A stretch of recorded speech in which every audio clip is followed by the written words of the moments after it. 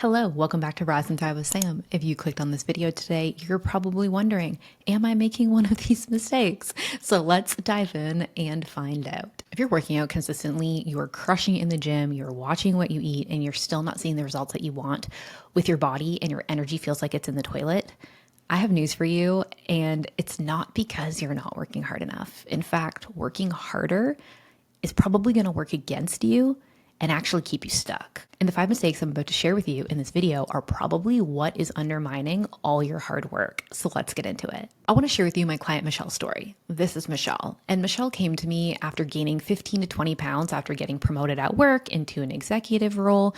And despite all of her hard work and her commitment, going to 5 a.m. HIIT classes, eating healthy, eating a low calorie diet, and following all the TikTok health trends like eating sea moss, she just wasn't seeing the results that she wanted. And she felt bloated and exhausted all the time. And within just 12 weeks of us focusing on correcting these critical mistakes we're going to talk about in this video, not only did she lose 12 pounds, but she also was able to get rid of her digestive issues, improve her energy levels, get rid of her acne, and her hormonal lab values showed significant improvements. If you're new here, hi, I'm Sam. I'm the founder of Rise and Thrive Wellness, and I have 8 years of experience now as a personal trainer, nutritionist, and women's hormone health practitioner, and I help high-achieving women achieve their best body and optimize their health without sacrificing their performance. After working with hundreds of busy professionals, entrepreneurs, and executives, I've been able to identify the patterns that sabotage results over and over again when it comes to fat loss, hormone balance, and gut health. And more importantly, I'll show you how to fix each one, even with your demanding schedule. These aren't surface level tips. These are fundamental shifts for the women who don't have time to spend on approaches that don't work. And the frustrating reality for high performing women, and trust me, I can relate, is that the very qualities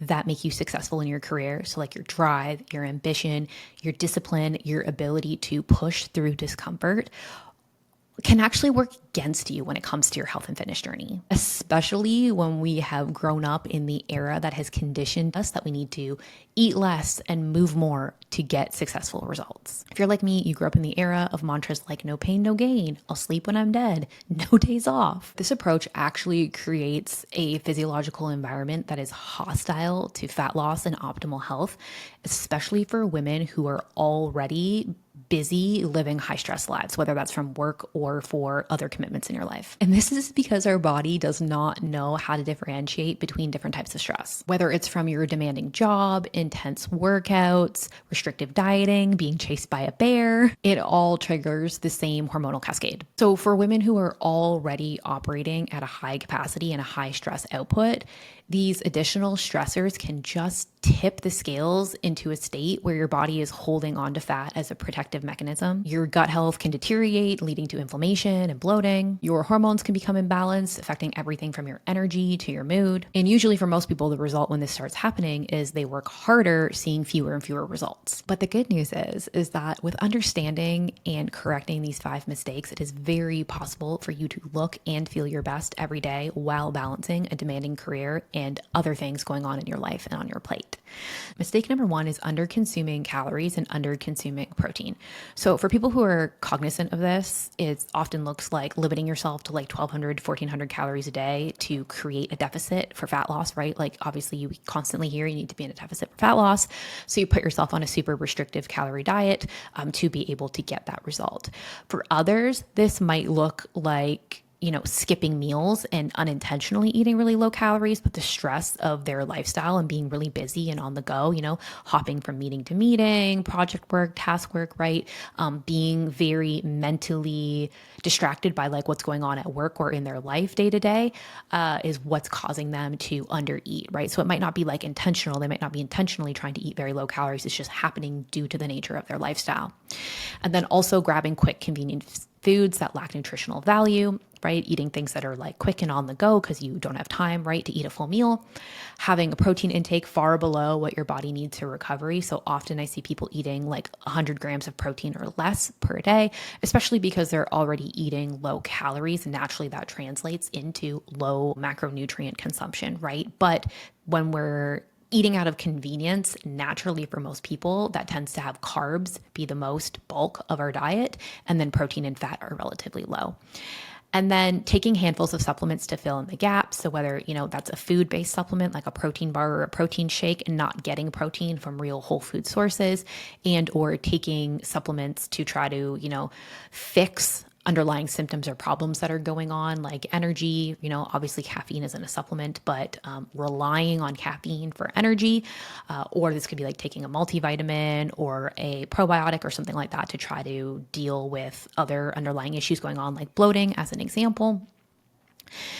And this is devastating for your results because when you chronically undereat, especially as a busy woman, right, with a demanding schedule, and you have a high output or a high input need because you have a high output, your body perceives this as a threat. And what happens is your metabolism actually slows down and down regulates to be able to adjust for this. It starts conserving energy and conserving fat to be able to be used for energy in the future because it's in this survival mode, which makes fat loss nearly impossible. And even more critical is like what happens to your hormones in this situation. So when you underconsume calories and protein for a prolonged period of time, what can happen is your thyroid function can downregulate, which is your metabolic controller. Your sex hormone production can be affected, so your estrogen and your progesterone levels and the balance there can get out of whack. Your hunger hormones can get dysregulated, so your leptin and your ghrelin, so your hormones that tell you when it's time to eat and then when you're satiated and to stop eating, can become dysfunctional. Your stress hormones can get ramped up, so I'm sure you've heard about your cortisol getting pumped all the way up. And if your cortisol is too high for too long, it'll actually stop producing sufficient amount of cortisol and your cortisol will plummet and you'll have low cortisol. So clearly a whole can of worms that you probably don't want to deal with. So the solution is pretty straightforward, but surprisingly enough, seems pretty counterintuitive for most high performing women. And that is eating enough calories to properly fuel your body and to support your activity level and metabolism. And then also eating a sufficient protein source, preferably a whole food protein source with every meal. So this is going to look like 30 to 35 grams at a minimum per meal. Taking a nutrient density first approach. So I like to endorse the 80-20 method. This is where 80% of your foods and your intake comes from whole nutrient dense food sources. The other 20% comes from convenience foods, packaged foods, treat foods, whatever you want to fill that with, but really focusing on a place of nourishing your body with essential nutrients over restriction. And you need those essential nutrients to thrive in your everyday life, right? And to show up and to perform optimally. And then using supplements as a complement to real food, not replacing it. So as an example, you don't want to be taking greens because you don't eat vegetables, right? And you don't want to be taking a protein shake because you're skipping a meal. It should be an additive and an enhancement. And mistake number 2 is skipping breakfast and running on coffee as your energy source in the morning. And I get it because I have been there in the past where mornings are chaotic, they're busy, and coffee feels like the perfect solution to just kind of power through. But here's what this common pattern does to your body. When you start your day with caffeine on an empty stomach, what it does is it triggers an immediate cortisol and adrenaline response. And for high performing, successful women, entrepreneurs, executives, busy professionals, what this does is it spikes blood sugar, which is followed by a crash. It disrupts your hunger hormones and your hunger cues and will suppress appetite, making it harder to eat a sufficient amount of food to fuel your body throughout the day. And then that can often lead to cravings or binge eating later in the night. It creates gut distress and it trains your body to actually rely on your stress hormones for energy, keeping you in like a constant fight or flight state. And as we discussed before, if you're constantly in a fight or flight state, it makes it extremely hard to get the physical results that you want, and your energy is constantly going to be in the toilet. Another thing to consider is that, this isn't directly related to your fat loss, but it is in some respects because it's related to your recovery, is that when you start your day with spiking your cortisol so high first thing in the morning and you don't eat first thing in the morning, it's also messing with your circadian rhythm, which is your natural hormonal flow of your sleep and wake cycle. So when you're signaling to your body that you are waking up and eating, within an hour of eating, that is also going to help you set your melatonin production for later in the night. That's going to help you wind down and be able to have a better sleep, better quality sleep, which is going to allow you to rest and recover more efficiently, right? Whereas if you're not eating, you're messing with your hormonal cycle of your circadian rhythm, because part of that is in your sleep and wake cycle is the pattern of your hunger hormones. It's going to allow you to kind of skip that whole process, and then your melatonin is not going to be triggered to produce properly later in the night, and then that's going to interrupt your sleep. Also, obviously, by having coffee on that empty stomach, we discussed, is spiking your cortisol level, which can also mess with that circadian rhythm. Now, if you are somebody where breakfast is very hard for you to do, you don't have time to cook a full breakfast in the morning, that is totally fine. But there are so many different variations that you can create of meal prep for breakfast, something that you can grab and go as needed. And then we want to delay your caffeine consumption to at least with your food or after eating. So just an example, my client Rebecca, who works in the tech industry, every day she was running out the door like a chicken with her head cut off, skipping breakfast, relying on coffee. And before she knew it, it would be 2 p.m. in the afternoon and she hadn't eaten anything. And what she didn't realize was this pattern was causing afternoon energy crashes, brain fog, not being able to focus properly, anxiety, was skyrocketing her anxiety, and she was having food cravings and disrupted sleep at night. And her main complaint when we started together was that she wasn't hungry in the morning for breakfast and she didn't want to eat breakfast because she wasn't a breakfast person. But within 10 days of implementing a protein-rich breakfast, within an hour of waking, she was waking up hungry, her energy was more stabilized, her cravings had completely disappeared, and she was having much better sleep. And all these things together were improving her metabolic function, thus providing her better results. And the solution isn't complicated, right? It's having breakfast, but it really does require you to break this pattern of like waking up and leaning into having your coffee first, which I know can not only be a physical hurdle because we kind of have this like codependent relationship with coffee for energy once you are in that habitual pattern, but it's also a mental thing. And you have to break kind of like this mental habit of like leaning into wanting to have your coffee first as the first thing that you do.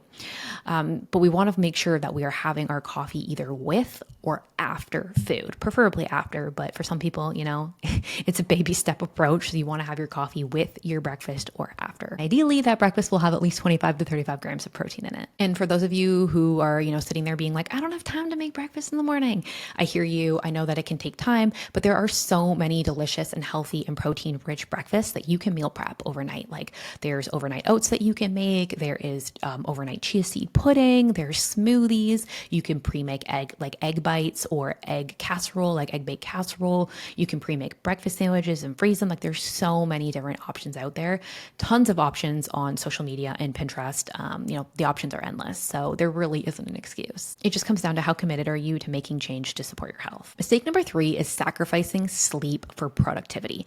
And this is a huge one because so often we get trapped in this loop of feeling like you need to sacrifice your sleep because you have too many things to do. But then you can't get all the things done that you need to do because you have low energy because you're sacrificing your sleep. So it's just this vicious cycle that goes on and on. And this can manifest in so many different ways. Like this can look like staying up late to finish work or to catch up on a personal task, or, you know, even some of you who, you know, work long hours and maybe you have kids, you'll stay up even later to be able to have some time to yourself, right? And to get a breather, which I can totally understand.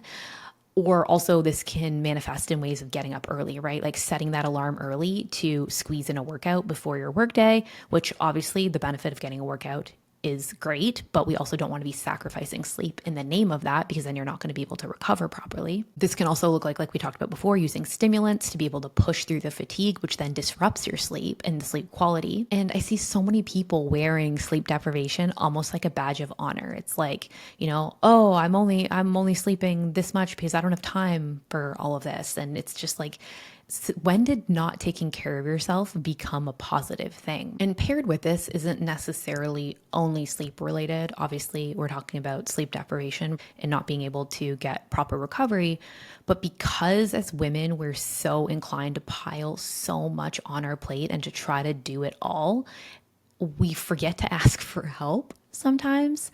And that leads us into putting ourselves in a position where, because we feel like we have to do it all, we have to sacrifice our sleep and our well-being to be able to, you know, be productive and get all of the things done, right? So alongside this, I just want to highlight, like, doing it all and not needing any help, like, isn't a badge of honor, especially if it comes at the cost of taking care of yourself and your well-being. And the reality is, for many high-performing women, sleep just like isn't a negotiable if you want results. Like 1 or 2 nights of disrupted sleep or low sleep, like we can push through and it won't have a detrimental impact on us.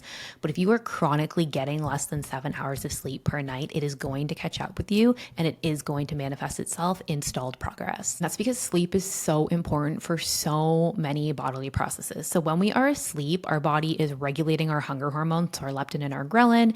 It is managing our insulin sensitivity. It is producing growth hormone for our recovery and allowing our body to repair itself and make our muscles bigger and stronger. It's balancing your sex hormones. It's reducing inflammation. It is replenishing your immune system. It's really important for brain health and processes emotions and stress. So many important metabolic processes happen in the body while we're sleeping. So if you are not getting a long enough sleep or a good quality sleep, like your body and your health are going to suffer. It's crazy that just one night of poor sleep can reduce insulin sensitivity by 40%. So that means that your body is going to be more likely to store fat than burn it because your insulin is not taking the glucose that is coming into your bloodstream and taking it and using it for energy because your insulin sensitivity is reduced. It's also been shown to increase cortisol, and that can have a direct impact on cravings, which is also going to reduce your willpower around food. One of my clients, Jennifer, who works in the banking industry and also has 3 little ones,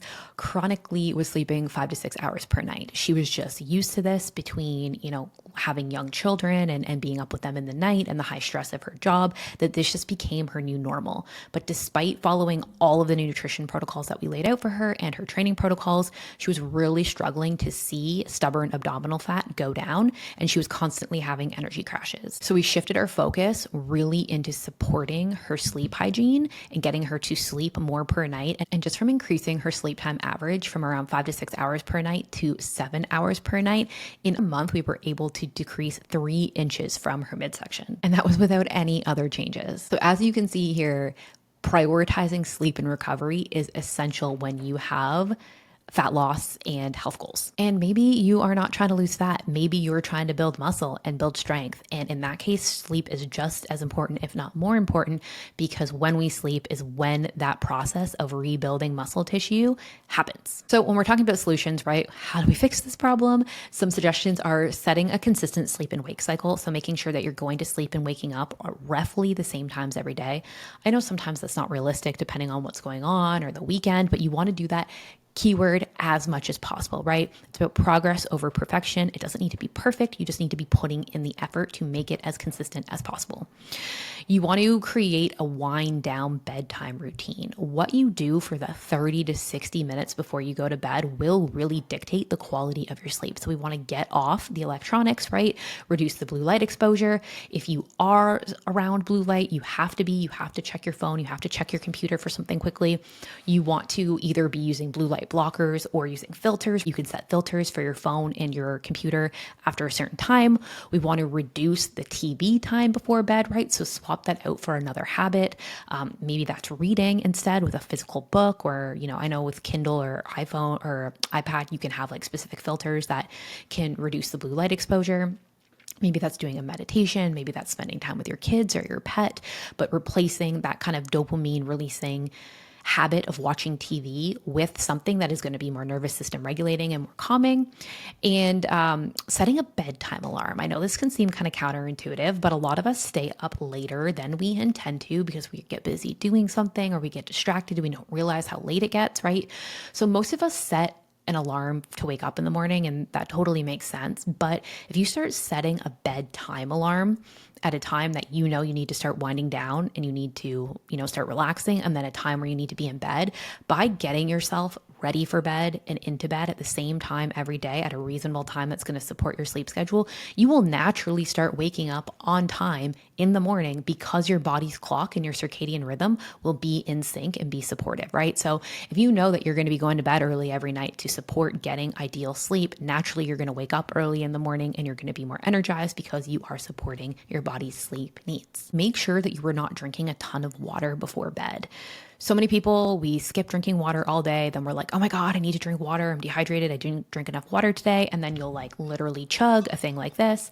And then you wake up like 15 times to pee through the night, right? And that is also going to disrupt your sleep quality and make your sleep intermittent and broken. We do want to try to mitigate the amount of times that you wake up through the night, because when you're waking up in the middle of a sleep cycle, you have different sleep cycles that you go through: your light sleep, your deep sleep, your REM sleep.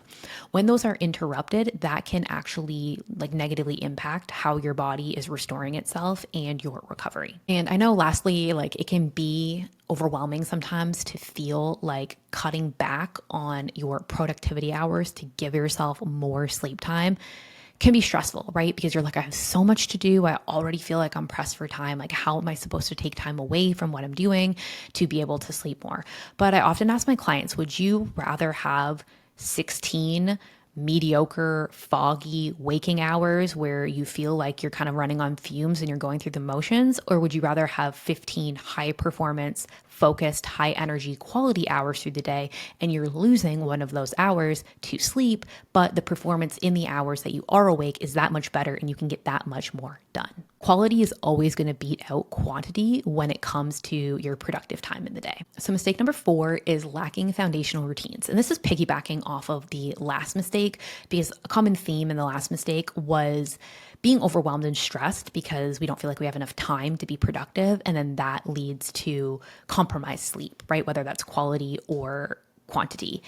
And leading into this one, right, lacking foundational routines, a lot of the times the reason why we feel so chaotic with our life and we feel like we don't have enough hours in the day, don't get me wrong, I understand there's a lot to do, especially if you are a hardworking, busy professional. Maybe, if you have kids or a family, you have social commitments, right? You have duties as a sister, as a daughter, whatever it might be. I'm not saying that you don't have a lot to juggle, but when it comes down to this, having foundational routines and good time management skills can make the time that you do have 10 times more productive and more effective. A lot of the time when we're living more reactively than proactively is when we get into this chaotic cycle and we feel like we don't have enough time and then everything else starts to suffer. Usually, first and foremost, our well-being and taking care of ourselves. So if you feel like your days commonly look like you wake up, you run around like a chicken with your head cut off, you feel like you're reacting to things opposed to being proactive and being efficient with your time management, you have a regular meal timing, you're constantly eating things on the go, you have an inconsistent workout routine, right? Like you're going here, there, and everywhere when you can just like fit it in. You don't really have any clear boundaries between work and personal life and rest. Then you are who I am speaking to in this one. And this matters because your body thrives on rhythm and routine. And by having that will result in less stress on your body. And the most successful women that I work with, the ones who get the best results, aren't necessarily the ones doing the most or having the most motivation or discipline. They're the ones that have the most effective structures and routines in place that support them through the ebbs and the flows of their week and what's going on in their life. And a big part of this comes from having non-negotiables.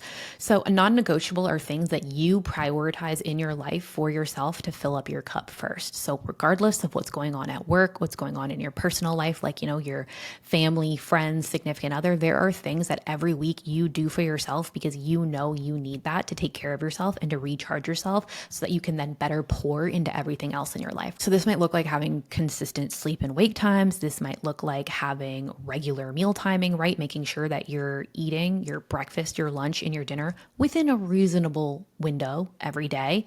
Making sure that you have scheduled movement sessions. Again, we want to try to keep this as consistent as possible week over week. But even if it's not the same every week, but at the beginning of each week, you are taking the time to block out times for this as a non-negotiable, that can work too.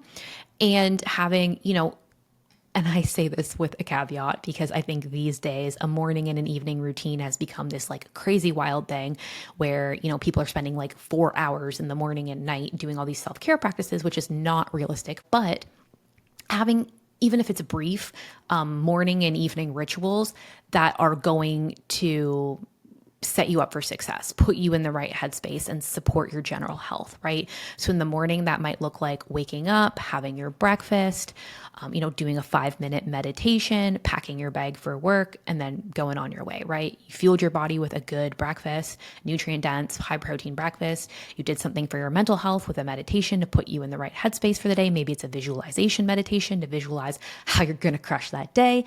And then at night you come home and maybe your routine is putting your phone away an hour before bed, washing your face, doing your skincare, having a small cup of tea, like a, chamomile tea, and reading a book for 30 minutes, right? Like there's your morning and evening routine and, an hour to an hour and a half for the whole day. It really doesn't need to be anything elaborate. Like even something as simple as like 10 minutes can make a big impact and has been shown to improve your nervous system regulation, which will reduce the stress level on your body and in turn provide better results. Mistake number 5 is not listening to the signals and the cues that your body gives you and lacking balance in your life.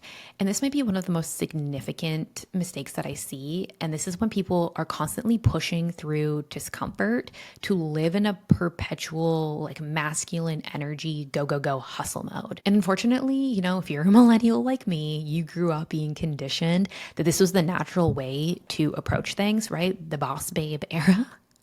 Oh my God, literally. I'm like, can't believe we all fell for that. But this is not how our body was designed to work, right? As women, we have a 28-day hormonal cycle. If you want to learn more about that, go watch my video about understanding your cycle. But we have a 28-day hormonal cycle where our energy, our motivation, our focus ebbs and flows. And there's different things where we have strengths and weaknesses in different portions of our cycle. So we need to learn how to be intuitive with our body and work with that, not against it. And when you're working against this can commonly manifest as like rushing through meals without truly tasting them or enjoying them, just trying to get to the next thing, going through the motions, ignoring signs of exhaustion, just trying to push through, operating on kind of like your emergency reserves of energy or relying on caffeine to get through it, following the same intense workout routine, regardless of how you feel, never allowing yourself to slow down and rest without guilt. So like, that moment where you're sitting on the couch and you're watching something, but you're completely zoned out because all you can think about is what you should be doing right now to be productive. Yeah. That trying to do everything by yourself without any support for that badge of honor, like I did it by myself. And I am terrible for this. My boyfriend gets mad at me all the time because he's just like, dude, why didn't you just ask me to do it?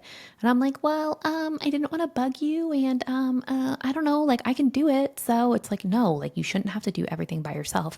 So lean on the support in your life. And like I said, this approach is fundamentally misaligned with our female physiology. When you're constantly pushing and like go, go, go, go mode, you create a chronic stress response in your body that's going to elevate your cortisol, which is going to lead to you storing fat and having a hard time losing fat, especially in the midsection, right? Those stubborn hormonal areas of like your midsection, your inner thighs, your hips, your upper arms.